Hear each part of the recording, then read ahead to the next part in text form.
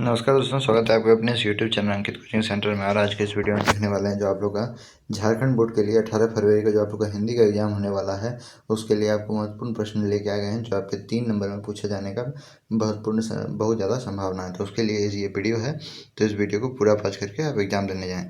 देखिए ये क्या लिखा हुआ है। पहला क्वेश्चन आप देखेंगे।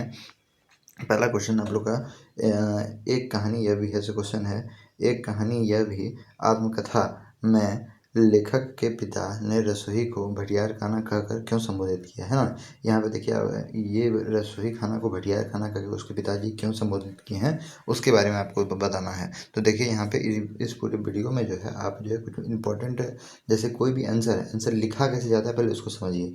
आप जो है कुछ भी चीज़ पढ़ रहे हैं तो उसको आप जो है उसका इंपॉर्टेंट पॉइंट को देखिए, है ना। इसका इंपॉर्टेंट पॉइंट को देखिए और जैसे उसका इंपॉर्टेंट पॉइंट को देख करके ही आप जो है आंसर बना के लिखिए तो आपको ठीक रहेगा, है ना। जैसे आप ये इसका आंसर आप पढ़ेंगे तो कुछ इंपॉर्टेंट पॉइंट को आप दिमाग में रखिए और कुछ अपने से बना के लिखिए तो आपका आंसर बहुत बढ़िया बनेगा, आपको फुल नंबर मिलेगा। तो देखिए एक बार फिर से पढ़ते हैं। क्वेश्चन क्या था कि एक कहानी यह भी आत्मकथा में लेखिका के पिता ने रसोई को भटियार खाना कहकर क्यों संबोधित किया है। तो क्यों संबोधित किया है, देखिए यहाँ पे आंसर उसका क्या है लिखा हुआ। लेखिका के पिता का आग्रह रहता था कि वह रसोई से दूर रहे, है ना। वो अपने बेटी को जो है रसोई से क्या रखना चाहते थे, दूर रखने के लिए चाहते थे। वे रसोई को भटियार खाना कहते थे। वो क्या कहते थे, उसको भटियार खाना कहते थे। उनका कहना था कि रसोई के इस भटियार खाना में रहने से व्यक्ति की प्रतिभा और क्षमता भट्टी में क्या होती है, भट्टी में चली जाती है ना। कि जैसे जो है कोई भी आदमी यदि कोई घर के अंदर रहता है तो जो भी उसके अंदर प्रतिभा है, जो भी उसके अंदर कौशलता है, वो क्या हो जाता है, ख़त्म हो जाता है। और फिर उसके बाद वे इसे समय की क्या करते थे, बर्बादी करते थे। तो ये इसका आंसर हो जाएगा। चलिए देखिए दूसरा क्वेश्चन क्या है। दूसरा क्वेश्चन आपका है बिस्मिल्लाह खान को शहनाई की मंगल ध्वनि का नायक क्यों कहा गया, है ना। तो आप जानते हैं कि शहनाई मंगल ध्वनि का बात है। जहाँ भी कहीं भी शादी विवाह कार्यक्रम होता है वहाँ पे शहनाई देखेंगे जरूर बजाया जाता है। भारत में जितने भी शहनाई वादक हुए हैं उसमें बिस्मिल्लाह खान का नाम सबसे ऊपर है। जितने भी भारत में शहनाई वादक हैं सबसे बेस्ट जो है कौन है, बिस्मिल्लाह खान है। उनके उससे बढ़कर सुरीला शहनाई और कोई नहीं, और शहनाई आपका जो है शहनाई वादक कोई नहीं हुआ, है ना। उससे बढ़िया और कोई जो है शहनाई नहीं बजा पाया, इसलिए उन्हें जो है शहनाई की मंगल ध्वनि का नायक कहा जाता है। इसलिए उन्हें शहनाई का मंगल ध्वनि का क्या कहा जाता है, नायक, है ना। आप आंसर को पकड़िए क्या क्या पॉइंट में लिखा हुआ है उससे जो है, जैसे आपको जैसे ई आंसर में आपको पॉइंट जैसे बताएं तो क्या है कि भारत में जितने भी शहनाई वादक हैं तो उसमें से बिस्मिल्लाह खान का नाम सबसे ऊपर है। पहला चीज़ आपको हो गया। अब फिर उसके बाद उनसे बढ़कर कोई जो है शहनाई वादक नहीं हुआ, दूसरा चीज़ हो गया। फिर उसके बाद तीसरा चीज़ उसे क्या है, इसीलिए उसको मंगल ध्वनि का नायक कहा गया। देखिए कितना बढ़िया आंसर बन गया। 2-3 चीज़ें आप याद रखिएगा, आंसर आपका बन जाएगा। अब फिर उसके बाद देखिए कैप्टन वाला से चैप्टर से क्वेश्चन है। कैप्टन मूर्ति का चश्मा बार बार क्यों बदल देता था, पठित पाठ के आधार पर उत्तर दें, है ना। तो वो हर समय क्यों चश्मा बदलता था आपको बताना है। तो वो हर समय क्यों बताता, जैसे कि आप पाठ पढ़े होंगे, इस पाठ के बारे में आपको हम बता देते हैं कि वो जो है क्या करता था, गली गली घर घर जाकर फेरी से क्या करता था, चश्मा बेचता था। और वो जब थक जाता था तो मूर्ति के सामने अपना क्या करता था, चश्मा का अपना दुकान लगा देता था। जब और फिर उसके बाद वो जो है, और जब जानते हैं ड्राइंग मास्टर मोतीलाल जी जब है मूर्ति में चश्मा डालने के लिए भूल गए थे तो वो अपना चश्मा क्या करता था, एक डाल देता था नेताजी को। और यदि कोई ग्राहक को पसंद आ जाता था नेताजी के पास लगा हुआ चश्मा, तो उसे वो क्या करते थे, तो उसको वो जो है नेताजी को प्रणाम करके वो चश्मा निकाल लेते और दूसरा चश्मा लगा देते थे, है ना। तो अब ये चीज़ जानते हैं। तो देखिए आंसर क्या लिखा हुआ, कैप्टन अपने इन गिने जो चश्मों के में से एक चश्मा श्रद्धा के प्रतीक नेताजी की मूर्ति पर लगा देता था, है ना। श्रद्धा से जो है नेताजी की मूर्ति में लगा देता था, किंतु किसी ग्राहक को के द्वारा मूर्ति पर लगे चश्मा जैसा मांगने पर कैप्टन दूसरा वैसा चश्मा नहीं होने पर, जैसे उसके पास जो चश्मा मांगता था वैसा चश्मा कोई नहीं होता था तो मूर्ति से उतार कर ग्राहक को दे देता था और दूसरा लगा देता था। इसके कारण कैप्टन मूर्ति का चश्मा बार बार क्या होता था, बदलता, है ना। इसी कारण कैप्टन मूर्ति का चश्मा बार बार क्या करता था, बदल देता था। अब यहाँ पे देखिए आपका बालीगंज भगत के चैप्टर से क्वेश्चन है, बालीगंज भगत का रेखा चित्र प्रस्तुत करें, है ना।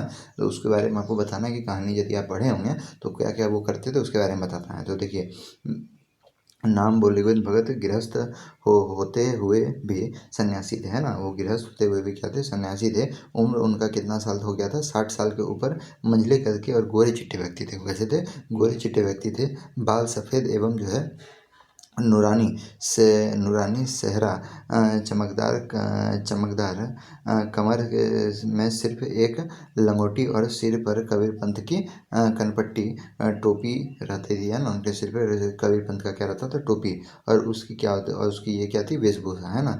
हाथ में क्या होती थी आपका, खंजड़ी, है ना, खंजड़ी। और तो फिर उसके बाद तल्ली होकर, और फिर उसके बाद तल्ली होने पर प्रभु भजन का गायन करना, यही उनका दिनचर्या था, है ना। वो हर समय क्या करते थे, वो उनका हाथ में जो है आपका क्या होता था, खंजड़ी होता था, जिससे वो क्या करते थे, बजा बजा के प्रभु भगवान की भक्ति करते थे, है ना, भजन भक्ति करते थे। अब यहाँ पे देखिए नेक्स्ट क्वेश्चन आपका क्या है, स्मृति को पार्थिव बनाने से कवि का क्या आशय है। तो देखिए यहाँ पे स्मृति को पार्थिव बनाने से कवि का यह आशय है कि जीवन में जो थोड़ा बहुत मधुर क्षण आए, अर्थात जब उसका मिलन प्रिय के साथ हुआ था, तो उन क्षणों में स्मृति ही जीवन का सहारा था, है ना। अब फिर उसके बाद यहाँ पे देखिए क्या लिखा हुआ है, उसकी स्मृति के सहारे वह जी रही थी।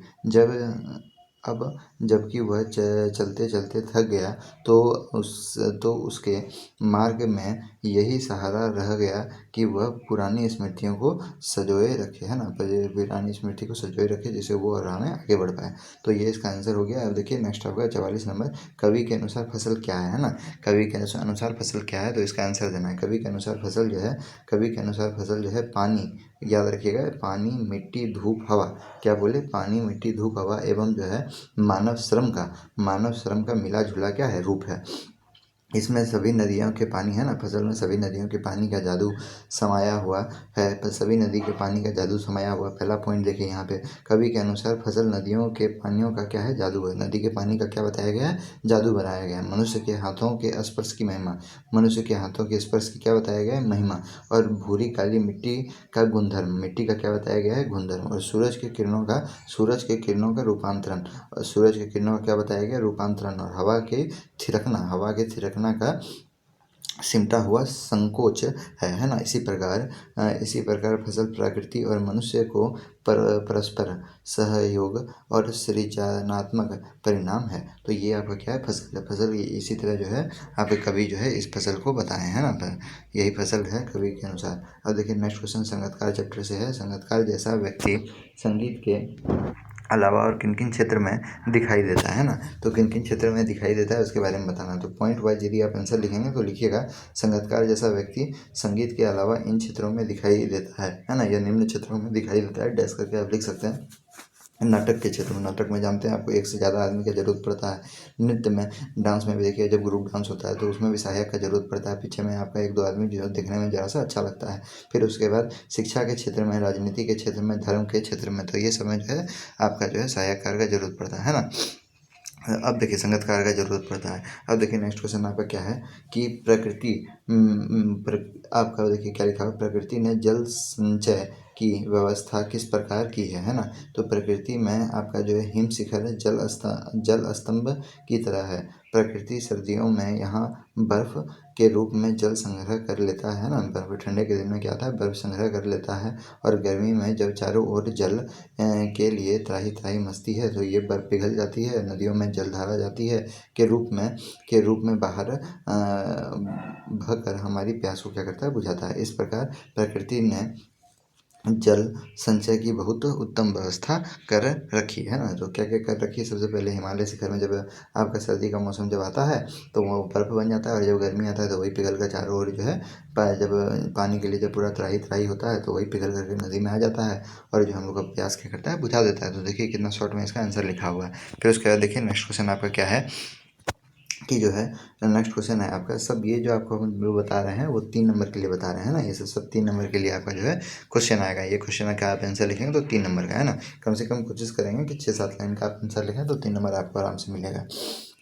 अब देखिए यहाँ पे क्या लिखा हुआ है कि लेखिका के व्यक्तित्व पर किन किन व्यक्तियों का किस रूप में प्रभाव पड़ा, है ना, किस रूप में प्रभाव पड़ा। तो सबसे पहले ये मनु भंडारी वाला चैप्टर से क्वेश्चन है। देखिए यहाँ पे क्या लिखा हुआ है कि लेखिका के व्यक्तित्व पर निम्नलिखित व्यक्तियों का प्रभाव पड़ा, है ना। अब देखिए ये एक कहानी ये भी है, वही चैप्टर से क्वेश्चन है, लेखिका मनु भंडारी है। तो पहले उसके पिताजी का क्या प्रभाव पड़ा। तो लेखिका के व्यक्तित्व पर पिताजी के स्वभाव एवं आदतों अप्रत्यक्ष रूप से गहरा प्रभाव पड़ा। पिताजी के गोरे रंग के प्रति लगाव ने लेखिका के अंदर हीन भावना की ग्रंथि पैदा कर दी थी, है ना। वो हर समय उसकी बड़ी बहन से तुलना करते रहते थे, क्योंकि वह काली थी। वो लेखिका क्या थी, मनु भंडारी काली थी। इसी हीन ग्रंथि के कारण लेखिका कभी भी अपने उपलब्धि पर भरोसा नहीं कर पाती। पिताजी के शक्की स्वभाव का भी लेखिका के व्यक्तित्व पर प्रभाव पड़ा। अब यहाँ पे बताया है उसके अपने स्वभाव में उसके स्वभाव में शक की झलक दिखाई देती है ना। उसके स्वभाव में भी जो है किस किस से दिखाई देती है, शक की। वो भी जो है थोड़ा जो है शक की प्रभाव के हो गए हैं। कौन, मनु भंडारी। अब यहाँ पे देखिए, यहाँ पे क्या लिखा हुआ है, प्राध्यापिका शीला अग्रवाल का प्रभाव। देखिए यहाँ पे बताया गया, जब लेखिका 10वीं पास कर फर्स्ट ईयर में आई तब उसका परिचय हिंदी प्राध्यापिका शीला अग्रवाल से हुआ। उन्होंने लेखिका को बाकायदा साहित्य की दुनिया में प्रवेश कराया, है ना। साहित्य की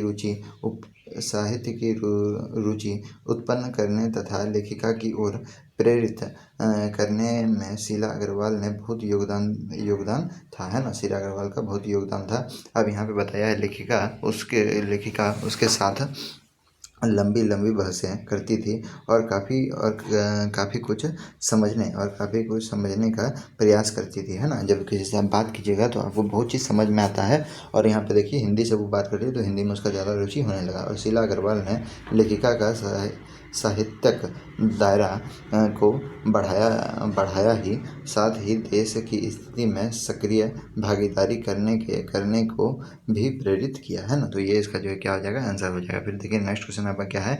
नेक्स्ट क्वेश्चन आपका देखिए बिस्मिल्लाह खान वाला चैप्टर से क्वेश्चन है। अब यहाँ पे देखिए क्या लिखा हुआ है कि काशी में हो रहे कौन से परिवर्तन बिस्मिल्लाह खान को व्यर्थित करते थे, है ना। बिस्मिल्लाह खान को व्यर्थित करते थे। तो यहाँ पे देखिए क्या लिखा हुआ है कि कौन कौन सा परिवर्तन उनको जो है बहुत ज़्यादा व्याकुल करता था। तो देखिए यहाँ पे क्या लिखा हुआ है कि काशी के समय के साथ उनके परिवर्तन आए, है ना। समय के साथ देखिए सब समय बदलता है, तो काशी में भी परिवर्तन आया। अब देखिए इसमें से कुछ परिवर्तन बिस्मिल्लाह खान को व्यर्थित करते थे। इसमें से प्रमुख परिवर्तन निम्नलिखित है ना। क्या क्या है। पहला नंबर देखिए, पॉइंट में करके लिखिएगा तो आपका आंसर, हम हर बार बोले हैं कि आपको नंबर जो है कुछ अच्छा भी मिलेगा, है क्या नहीं। सबसे पहले क्या था कि पक्का महाल। अब देखिए, पक्का महल काशी विश्वविद्यालय से लगा इलाका से मलाई बर्फ़ बेचने वाले का वहाँ से चले जाना, है ना। सबसे पहले वहाँ पहले मलाई बर्फ़ बेचा जाता था, वहाँ काशी में नहीं होता है। अब देखिए यहाँ पे, अब ना तो वह देसी घी मिलता है। अब वहाँ पे क्या होता है, देसी घी अब जो है नहीं मिलता है। ना बनी कचौड़ी, ना देसी घी से बनी कचौड़ी, ना देसी घी से बनी जलेबी भी वहाँ पे नहीं मिलती है। ये दोनों चीज़ें उन्हें बहुत अच्छी लगती थी, है ना, जो अब नहीं मिलने लगी। अब यहाँ पे गौर नंबर बताया है कि जो है संगतियों के लिए आपका जो है संगीतियों के लिए गायकों का मन में आदर भाव ना होना, है ना, आदर भाव नहीं होना, जो पहले जो है देखने को मिलता था। अब फिर उसके बाद बताया आपका कि अब आपको बताया है यहाँ पे कि जो आपका जो है रियाज को ना पूछना, है ना, रियाज को ना पूछना, ये आपका एक परिवर्तन हुआ था। फिर उसके बाद बताया कजली चेती अदब का जमाना चला गया, है ना, ये सब चीज़ का जमाना क्या हो गया, चला गया। फिर उसके बाद देखिए आपका 41 नंबर क्वेश्चन क्या है आपका जो है, ये भी आपका जो है 3 नंबर के लिए इंपॉर्टेंट क्वेश्चन आ सकता है। वास्तविक अर्थ में संस्कृति व्यक्ति किसे कहा जा सकता है ना। अब देखिए किसे कहा जाता है, संस्कृति व्यक्ति। अब देखिए तो इसका आंसर क्या होना चाहिए कि आपका जो है वास्तविक अर्थों में संस्कृत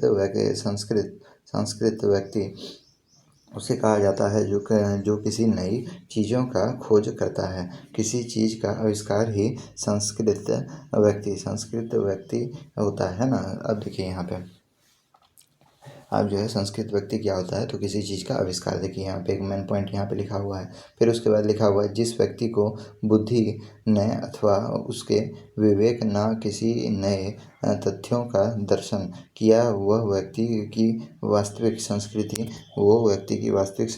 व्यक्ति है ना। अब देखिए जिसे कोई वस्तु पूर्वज से अनायास ही प्राप्त हो जाता है, वह व्यक्ति संस्कृत व्यक्ति नहीं कहला सकता। तो ये सब इसका आंसर है। फिर उसके बाद देखिए आपका जो है क्वेश्चन फिर क्या है, नेक्स्ट क्वेश्चन, भगत को वास्तविक और उनकी वेशभूषा का अपने शब्द में चित्र प्रस्तुत करें, है ना। तो अपने भगत जी जो है, बालगोविंद भगत जो है, उनके बारे में आपको जो है शब्द में लिखना, जो आप कहानी में पढ़े थे, है ना। तो भगत का व्यक्तित्व एक साधु के अनुरूप था, है ना। वे एक गोरे चिट्टे और जो है मंझले कद के व्यक्ति थे। देखिए गोरे चिट्टे और क्या थे, मंझले कद के व्यक्ति थे। उम्र उसके जो 60 वर्ष से ऊपर हो चुकी थी, और 60 वर्ष से ऊपर की थी, है ना उनकी उम्र। और जो है उनके बाल पक गए थे। उनके बाल क्या हुए थे, पक गए थे। उनका चेहरा सफ़ेद बालों से जगमग करता रहता था, है ना। उनका चेहरा जो है किससे के, सफ़ेद बालों से जगमग करता रहता था। वे कपड़े बहुत कम पहनते थे, है ना। वो कपड़े क्या होते थे, बहुत कम पहनते थे। उनका कमर में केवल लंगोटी थी। उनके कमर में क्या रहती थी, लंगोटी। और सिर पर क्या होती थी, कबीरपंथी वाली कनपट्टी की टोपी, है ना। और यहाँ पे आपका बताया। और फिर उसके बाद जाड़ा आने पर काली कमली ओढ़ लेते थे। तो जाड़ा जब आता था तो वो सिर्फ एक क्या ओढ़ते थे, काला कंबल, है ना। और उनकी मस्तक पर राम नंदी चंदन चमकता रहता था। तो वो अपने मस्तक पर क्या लगाते थे, यानी माथा पे क्या लगाते थे, राम नंदी चंदन लगाते थे, है ना। जो नाक के एक छोर से शुरू होकर ऊपर की ओर चला जाता था, है ना। तो वो नाक से लेकर के जो है माथा तक आपका चला जाता था। वे जो है गले में तुलसी की जड़ की एक बेडोल माला बांध रहते थे, है ना। उन गले में वो क्या पहनते थे, तुलसी की बेडोल माला। और इस वेशभूषा में उनका जो है इस वेशभूषा में उनका व्यक्तित्व एक साधु की तरह प्रतीत होता था। तो इस तरह का पहनावा ओढ़ावा कौन पहनते हैं, साधु। इसीलिए वो साधु के जैसा प्रतीक होता है। तो इसमें आप कुछ पॉइंट आप जो है यदि याद कर लेंगे और इसको आप लिख देंगे, तो आपको आराम से कितना नंबर मिल जाएगा, 3 नंबर मिल जाएगा। इंपॉर्टेंट क्वेश्चन है, इसको देख के जाइएगा एग्जाम देने। अब देखिए यहाँ पे क्या लिखा हुआ है, कवि ने जो सुख का स्वप्न देखा था, उसे कविता में किस रूप में अभिव्यक्त किया है। तो यहाँ पे देखिए कवि ने अपने जीवन में खुद का स्वप्न देखा था, है ना। तो वो किसका को देखे थे, खुद का स्वप्न देखे थे। कवि ने कल्पना की कि वह प्रिया के साथ बैठकर हंसने के कुछ क्षण पा सकेंगे, है ना। उसकी प्रिया के अरुण को कोपलों पर लालिमा दौड़ जाएगी। वह भी मधुर चांदनी रातों का आनंद उठा सकेंगे। प्रिय उसे अलिप्पंगन में अपना आएंगे, और वह सुखानुमहि कर सकेंगे, है ना। आप देखिए वो जो है सुखानुमहि कर सकेंगे। तो ये जो है आप लोग का जो है चैप्टर से है बताया गया है कि वो जो है किस तरह का जो है सपना देख रहे थे कि वो अपने प्रिय के साथ समय बिता सकेंगे। तो ये सब था, है क्या नहीं।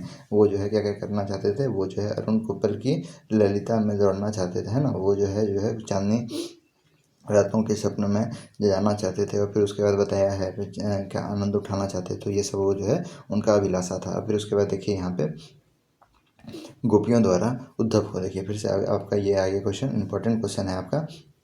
एक क्वेश्चन तो आपका जो है एक क्वेश्चन तो आपका ये पद से जो चैप्टर जो है आपका गोपियाँ वाला, इससे तो क्वेश्चन आपका रहेगा ही, है ना। अब देखिए यहाँ पे गोपियाँ द्वारा उद्धव को भगवान कहने में क्या व्यंग्य निहित है। तो उनको क्या व्यंग्य लग रहा था उन्हें भगवान कहने में। तो देखिए क्या लिखा हुआ है कि गोपियाँ उद्धव को अति बड़भागी अर्थात भाग्यवान कहती थी। उसे वो क्या कहती थी, भाग्यवान कहती थी। यह बात वे सामान्य ढंग से ना कहकर व्यंग्य में कहती थी। कैसे कहती थी, व्यंग्य में। इस कथन में यह व्यंग्य निहित है कि उद्धव श्री कृष्ण के निकट रहकर भी उसके प्रेम से क्या है, अलिप्त है।